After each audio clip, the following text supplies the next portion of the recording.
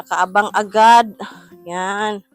So, yung tipi, ilagay natin dito sa kanya para meron siyang tipi. Meron tayong 3 ditong mga manok. Ayan. Nadaanan nga kasi kami ng aratay.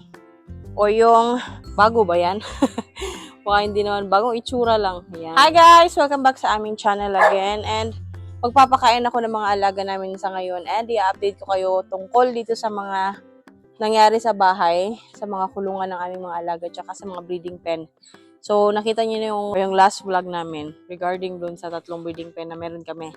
So, ngayon, eto, at itutour ko kayo again sa aming area or sa yard namin kung ano na yung kaganapan. So, ayan, at magpapakain din tayo at lalagyan ko ng pen or tipi itong ating isang alaga na si Jurassic kasi nangangaway na siya. Nung nakaraan or yung last vlog ko, pinakawalan ko lang siya kasi nga akala ko hindi siya mangangaway.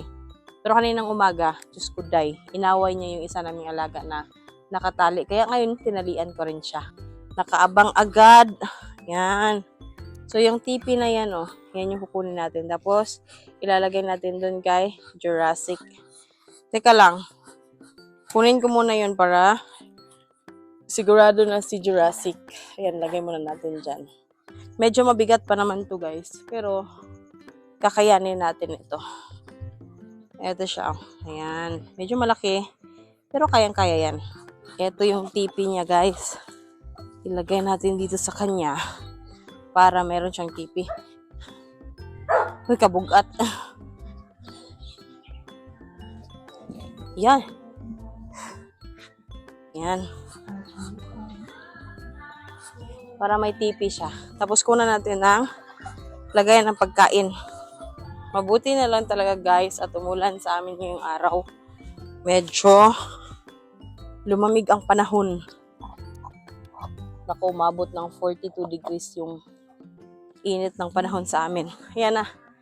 Pakita ko sa inyo. Teka lang. Ayan. So, eto kasi yung inaaway niya. Saan na yun? Ayan. Ito yung inaaway niya. Kanina umaga kaya nilagay ko na sa tali. So, maglalagay na tayo o magbibigay na tayo ng pagkain sa kanila. Ayan, ang daming kahoy na makikita nyo kasi nagbaklas nga kami ng mga breeding pen tsaka ng mga lagayan ng mga inahin natin. Kaya medyo ang daming kalat sa amin sa ngayon.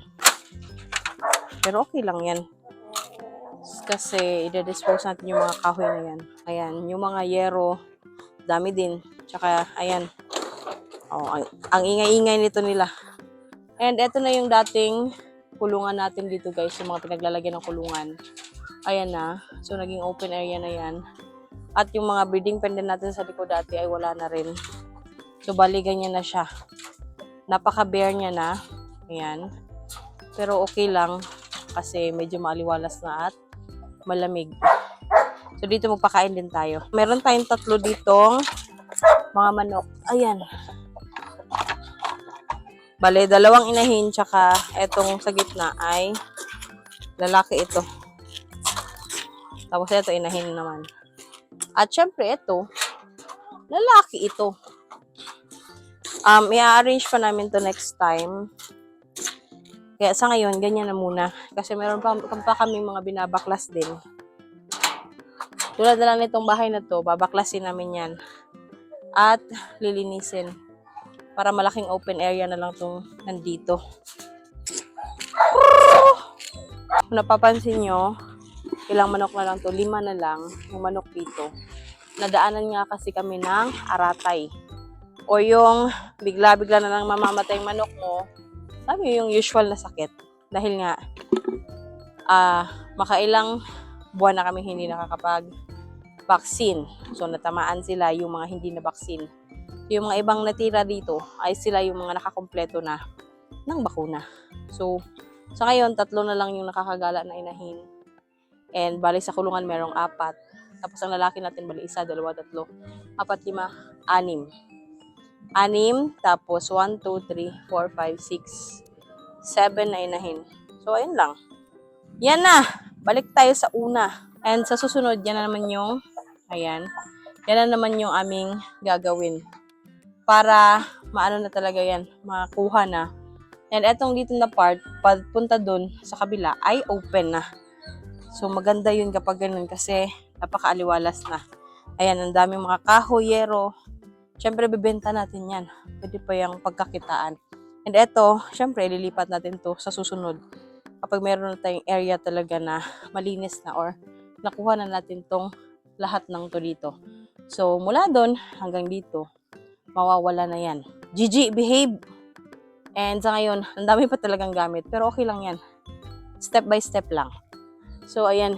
Buti na lang talaga at inulan dito sa amin kasi ilang araw nang wala talagang ulan. Yan. Siguro mga 2 linggo na ata or 3. Kasi naman, di ba, kapag umuulan talaga sa Luzon, dito sa amin naman ay walang ulan. And vice versa, kapag dito naman yung umulan, sa Luzon, grabe naman din yung init. Kaya, ayun, and yung rambutan nga pala natin ay ubos na. Pina-harvest ko na rin yan at nagkaroon nga tayo ng kita sa rambutan natin. Hindi ko lang na-share, pero ayun, ay benta na namin. Kaya ang natitira sa ngayon dyan ay yung mga ilang hindi hinog nung time ng harvest. Kaya, ayan, buti na rin yan. Pangkain-kain lang kasi mahilig din kami dyan sa rambutan.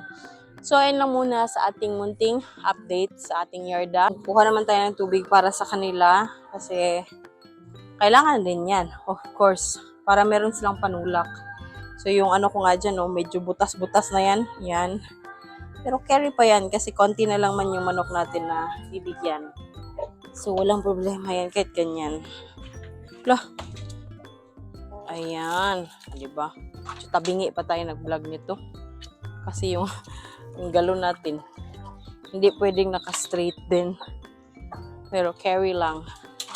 Teka lang guys Hilsin natin to. So yung malalaking kulungan wala na guys. Dinispose namin yun. Tapos ang daming screen na kolekta. So bali yun. Gagawing kalakal din. Medyo madilim na ba? Yan, dito. So lipat natin pala si Jurassic doon. Medyo naulanan na to siya kanina pa. Kasi yung ulan biglang buhos agad. So, hindi nakapag-prepare ang person na ito. Pero paubusin muna natin yung pagkain niya, guys. Bago siya ilipat. Para goods pa din. Guys, ito yung masama sa mga manok. Yung grabe yung init. Tapos, biglang ulan din naman. Diba? Kawawa. So, ngayon, lipat ko si Jurassic pala. Para dun siya. At, di siya maulanan. Anyone like to say, oh.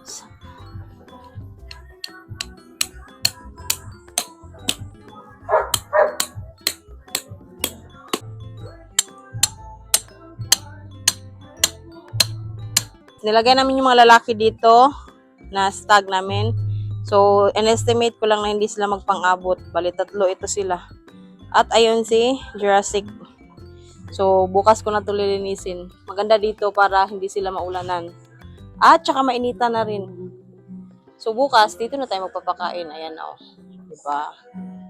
So, ito yung napakadaming kulungan dati. And ito, i-dispose natin yan. Yan! Yan na yung bago sa yard. Bago ba yan? Baka hindi naman. Bagong itsura lang. Ayan. Bagong langkat. Bagong sira, bagong demolish. Ayun na.